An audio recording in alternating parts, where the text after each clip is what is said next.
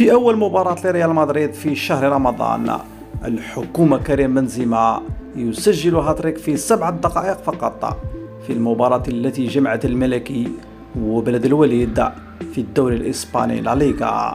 فورمات بنزيما في رمضان عادت وبقوة ليذكر الجميع أن الصيام عن الأهداف لا يتلائم مع صيام رمضان، فشهية الأهداف انفتحت بالصيام الحقيقي.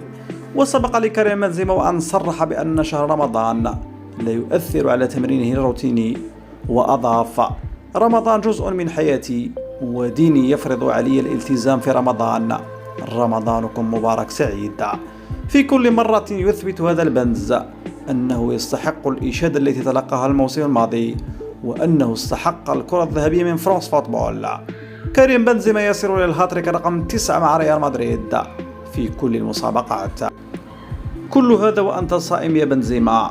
كريم وريال مدريد قصة عشق لا تنتهي. كريم رواية بطل في قمة الأوج والعطاء الدائم. النسخة الرمضانية من كريم بنزيما بدأت بالفعل بهاتريك بنزيما وسداسية كاملة. الريال يقسو على بلد الوليد ويحذر برشلونة قبل موقعة الكلاسيكو.